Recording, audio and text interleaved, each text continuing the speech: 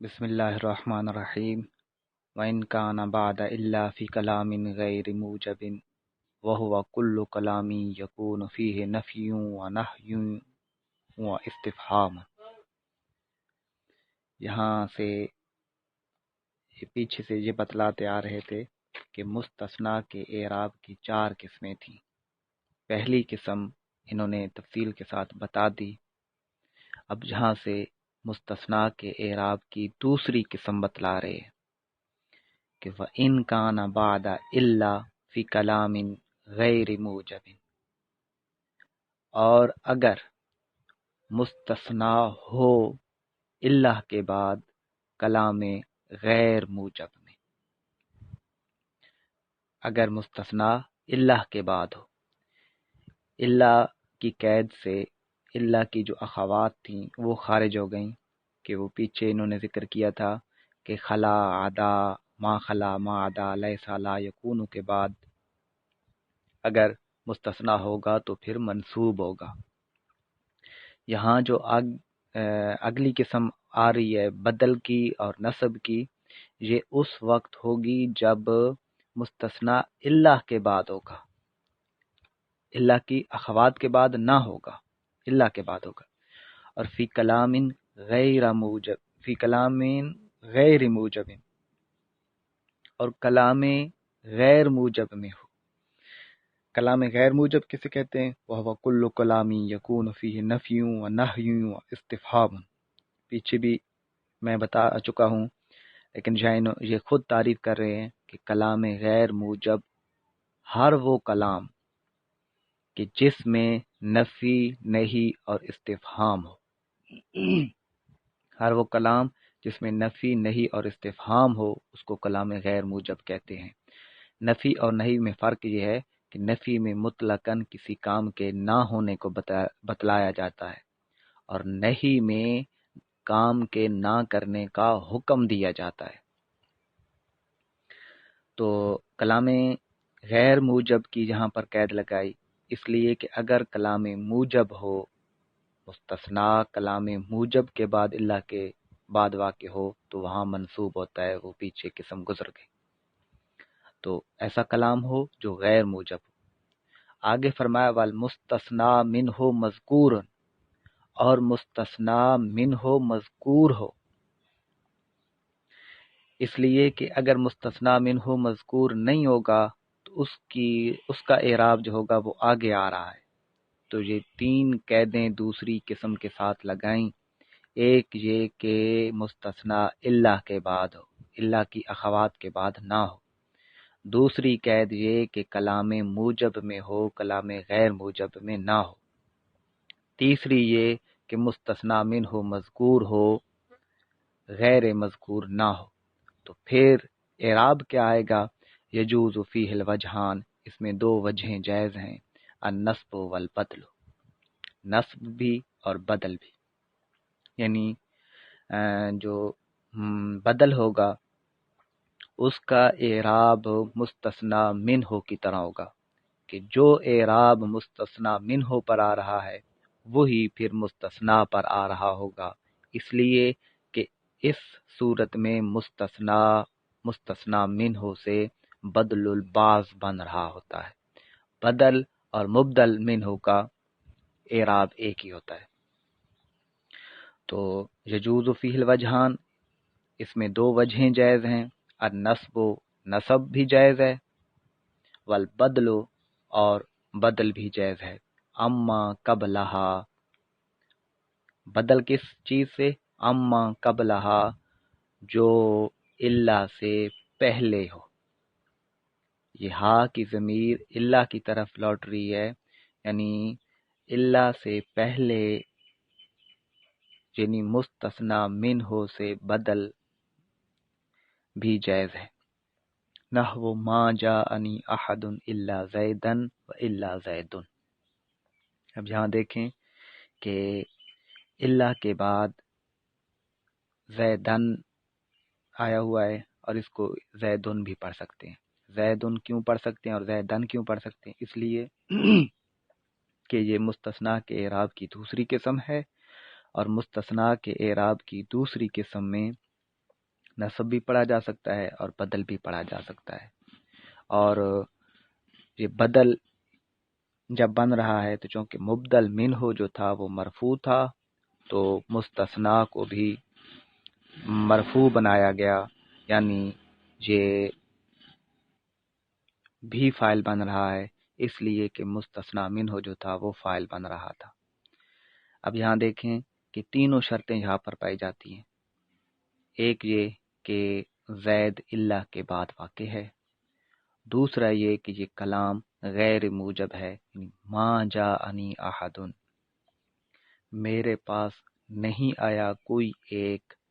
اب یہ نفی ہے تو جس کلام میں نفی پائی جائے وہ کلام غیر موجب ہوتا ہے. دوسرا یہ کہ مستثنا منہ یعنی احد بھی مذکور ہے.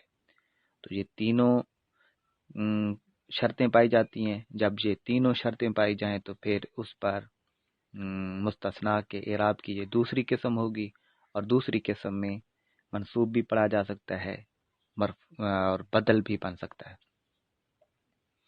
وَإِنْ كَانَ مُفَرَّغًا بِأَنْ يَكُونَ بَعْدَ إِلَّا فِي كَلَامٍ غَيْرِ مُوجَبٍ وَالْمُسْتَثْنَى مِنْهُ غَيْرُ مَذْكُورٍ كَانَ إِعْرَابُهُ بِحَسَبِ الْعَوَامِلِ. تیسری قسم بتلا رہے ہیں وَإِنْ كَانَ مُفَرَّغًا، اگر مستثنا مفرغ ہو، بِأَنْ يَكُونَ بَعْدَ إِلَّا فِي كَلَامٍ غَيْرِ مُوجَبٍ، مفرغ فارغ کیا گیا. یہاں مفرغ مستثنا کو یعنی یا مستثنا کو مستثنا مفرغ اس لیے کہتے ہیں کہ مستثنا منہ کے عوامل کے لیے فارغ ہو جاتا ہے. کیا مطلب؟ یعنی یہ کہ پھر ایسے کلام میں جس کلام میں مستثنا منہ مذکور نہ ہو تو مستثنا منہ کا جو عامل تھا وہ، کیونکہ مستثنا منہ مذکور نہیں ہوتا تو مستثنا منہ کا عامل مستثنا کے لیے فارغ ہو جاتا ہے. یوں کہہ لیں کہ مستثنا کا مستثنا منہ مذکور نہیں ہوتا تو مستثنا منہ کا جو عامل تھا اس کے لیے خود فارغ ہو جاتا ہے، کیونکہ یہ مستثنا منہ کے قائم مقام ہوتا ہے. تو جب مستثنا منہ ذکر ہی نہیں کیا جاتا تو مستثنا منہ کا جو عامل تھا اس کے لیے فارغ ہو جاتا ہے، اس لیے اس کو مفرغ کہتے ہیں. وَإِنْ كَانَ مُفَرَّغًا، اگر مستثنا مفرغ ہو یعنی مستثنا منہ کے عامل کے لیے فارغ ہو گیا ہو، اور فارغ اس لیے ہوتا ہے کہ مستثنا منہ مذکور نہیں ہوتا. بِأَنْ يَكُونَ، بَإِن طور کہ بِأَنْ يَكُونَ بَعْدَ إِلَّا فِي كَلَامٍ غَيْرَ مُوجَبٍ، بَإِن طور کہ کلام غیر موجب میں اللہ کے بعد واقع ہو. مستثنا کلام غیر موجب میں اللہ کے بعد واقع ہو. والمستثنا منہ غیر مذکور، اور مستثنا منہ مذکور نہ ہو. مستثنا کیسے مفرغ ہوگا؟ بَإِن طور کہ مستثنا کلام غیر موجب میں واقع ہو اور مستثنا منہ مذکور نہ ہو تو پھر اعراب کیا آئے گا؟ کان اعرابہ بحسب العوامل. تو پھر مستثنا کا اعراب عوامل کے اعتبار سے ہوگا. کان اعرابہ تو مستثنا کا اعراب ہوگا بحسب العوامل، عوامل کے اعتبار سے یا عوامل کے طریقے سے. تقول تو کہے گا ما جاءنی الا زید. اب یہاں دیکھیں کہ زید مستثنا ہے اس لیے کہ اللہ کے بعد واقع ہو رہا ہے اور کلام غیر موجب ہے. ما جاءنی نفی آ رہی ہے، اور یہ کہ مستثنا منہ مذکور نہیں ہے تو یہاں جو زید ہے یہ مستثنا مفرغ بن گیا کہ مستثنا منہ مذکور نہیں تھا تو زید مستثنا منہو کے لیے جو عامل بن رہا تھا یعنی فعل، وہ اس کے لیے، اس فعل کے لیے، جا فعل کے لیے یہ زید اب فارغ ہو گیا ہے کہ اب فعل اسی زید پر عمل کر رہا ہے۔ زید پر عمل اس لیے کر رہا ہے کہ مستثنا منہ مذکور نہیں ہے۔ جب مستثنا منہ مذکور نہیں ہے تو اسی مستثنا کو مستثنا منہ کے قائم مقام کر دیا گیا۔ ما جاءنی الا زید، اب یہاں فاعل کا تقاضا کیا جا رہا ہے، فعل فاعل کا تقاضا کرتا ہے تو مستثنا کو فاعل بنا دیا تو یہ مرفوع آ گیا۔ تو عوامل کے اعتبار سے اس پر اعراب آ رہا ہے کہ عامل جو چاہے گا، وہ اگر فاعل چاہتا ہے تو مستثنا کو فاعل بنا دیں گے، مرفوع بنا دیں گے۔ وہ اگر مفعول چاہتا ہے تو مستثنا کو مفعول بنا دیں گے اور مفعول منصوب ہوتا ہے۔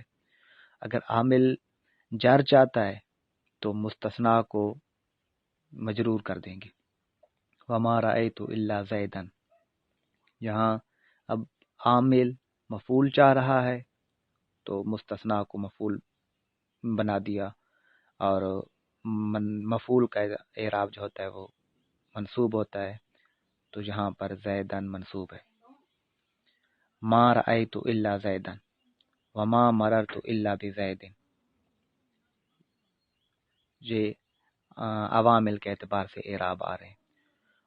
وَإِنْ كَانَ بَعْدَ غَيْرَ وَسِوَا وَسَوَاءَ وَحَاشَا عِنْدَ الْأَكْثَرِ، اور اگر یہ اب چوتھی قسم بتا رہے ہیں مستثنا کے اعراب کی کہ وَإِنْ كَانَ بَعْدَ غَيْرَ، اگر مستثنا غیرہ کے بعد ہو، وَسِوَا سوا کے بعد ہو، وَسَوَاء اور سوا کے بعد ہو، وَحَاشَا عِنْدَ الْأَكْثَرِ اور اکثر نحویوں کے نزدیک حاشا کے بعد ہو۔ یہ عند الاکثر کا تعلق صرف حاشا کے ساتھ ہے، اس لیے کہ حاشا میں اختلاف پایا جاتا ہے۔ بعض نحوی حاشا کو حرف جر تصور کرتے ہیں اور پھر حاشا کے بعد جو مستثنا آئے گا وہ مجرور آئے گا۔ اکثر نحوی حاشا کو حرف جر تصور کرتے ہیں۔ بعض نحوی جو ہیں حاشا کو فعل بناتے ہیں اور اس کے اندر جو ضمیر ہے وہ اس کا فاعل بناتے ہیں، اور جو مستثنا ذکر کیا جاتا ہے اس کو حاشا کے لیے مفعول بنا دیتے ہیں، اور یوں اس مستثنا کا اعراب بعض نحویوں کے نزدیک، حاشا کے مستثنا کا اعراب بعض نحویوں کے نزدیک منصوب ہوتا ہے۔ تو عند الاکثر کا تعلق صرف حاشا کے ساتھ ہے، حاشا میں اختلاف پایا جاتا ہے۔ اکثر نحوی اسے حرف جر مانتے ہیں اور حرف جر کے بعد جو مستثنا ہے وہ مجرور ہوتا ہے۔ وَإِنْ كَانَ بَعْدَ، اور غیرہ کے اگر مستثنا بعد ہو، یہ جو آگے سوا اور سوا یہ جو دو حروف آئے ہیں ان کے چار طرح کے ساتھ اعراب پڑھے جا سکتے ہیں۔ ایک سین کے فتح اور مد کے ساتھ سوا، دوسرا سین کے کسرہ اور کسر کے ساتھ جیسے سوا، یعنی آگے جو یا لکھی ہوئی ہے، یہاں جو کتاب میں میرے نسخے میں ہے سین واو یا اور یا پر کھڑی زبر، تو سین کے کسرہ اور کسر کے ساتھ، یعنی الف ممدودہ نہیں الف مکسورہ کے ساتھ کھڑی زبر کے ساتھ سوا بھی پڑھا جا سکتا ہے۔ پہلی صورت انہوں نے بتائی سوا، یعنی سین کے فتح اور ممدودہ کے ساتھ مد کے ساتھ، یعنی الف ممدودہ کے ساتھ سوا۔ تیسری صورت ہے سین کے کسرہ اور مد کے ساتھ، یعنی یہیں الف ممدودہ کے ساتھ جو لکھا ہوا ہے اسی کو جو ہم نے سوا پڑھا اسی کو سوا بھی پڑھا جا سکتا ہے۔ اور چوتھی صورت جو ہے سین کے ضمہ اور کسر کے ساتھ، جہاں پر یا لکھی ہوئی ہے اس کو سوا بھی پڑھ سکتے ہیں۔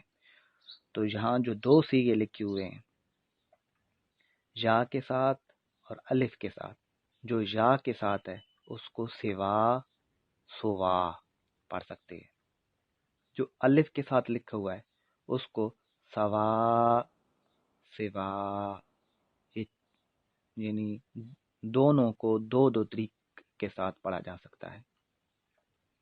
تو اگر مستثنا غیرہ کے بعد ہو، سوا کے بعد ہو، سوا کے بعد ہو، یا سوا کے بعد ہو یا سوا کے بعد ہو، اور اکثر نحویوں کے نزدیک اگر حاشا کے بعد مستثنا ہو کانا مجرورن تو وہ مستثنا مجرور ہوتا ہے۔ نحو جاء القوم غیر زید و سوا زید و سوا زید و حاشا زید۔ ان مثالوں میں انہوں نے بتایا کہ غیرہ کے بعد مستثنا آ رہا ہے، سوا کے بعد، سوا کے بعد اور حاشا کے بعد، تو یہ جو الا کی اخوات ہیں، اگر الا کی ان اخوات کے بعد مستثنا ہو تو وہ پھر مجرور ہوتا ہے۔ واللہ اعلم بحقیقت الکلام۔